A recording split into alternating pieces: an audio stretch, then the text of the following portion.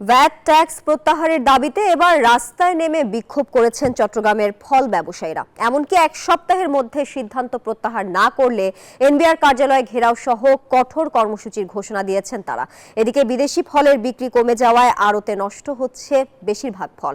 আবু জাবেদের ছবিতে চট্টগ্রাম থেকে আরো জানাচ্ছেন নয়ন বড়ুয়া জয়। চট্টগ্রামের ফলমন্ডিতে বিদেশি ফলের সমাহার, তবে ক্রেতাদের তেমন দিন নেই ফলের আড়তে। কারণ ভ্যাট ট্যাক্স বাড়ায় এক সপ্তাহের ব্যবধানে বিদেশি সব ধরনের ফলের দাম দ্বিগুণ হওয়ায় দিশেহারা ক্রেতা বিক্রেতারা। 1 কেজি ফল আপেলের দাম 300 টাকা, 320 টাকা বিক্রি করে, কেউ 200। 1 কেজি কমলার দাম 250 টাকা বিক্রি করে, কেউ 300 টাকা বিক্রি করে, কেউ 400 টাকা বিক্রি করে। আগে দিত 10 টাকা, এখন 2 টাকা নিচ্ছে না, পাচ্ছে না, ওরা নিয়ে বেচতে পারতেছে না।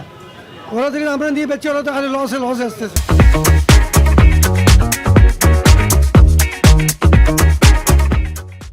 যেখানে 90% ফল আসে বিদেশ থেকে, সেখানে ভ্যাট ট্যাক্স বাড়ায় আগ্রহ হারাচ্ছে আমদানিকারকরা। তাই সকাল থেকে ফল মন্ডির সামনে অবস্থান নিয়ে নানা কর্মসূচি পালন করেন ফল ব্যবসায়ীরা।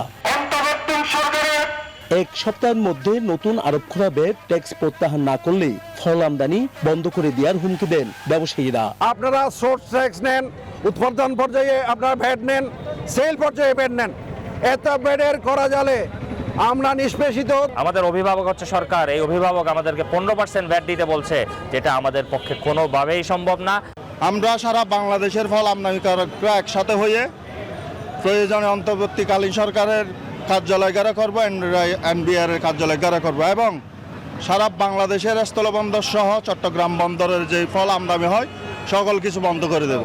এদিকে বর্ধিত মূল্য সংযোজন কর ভ্যাট 15% প্রত্যাহারের দাবিতে চট্টগ্রাম প্রেস ক্লাবের সামনে মানববন্ধন করেছে মিষ্টি প্রস্তুতকারক প্রতিষ্ঠানের মালিকরাও।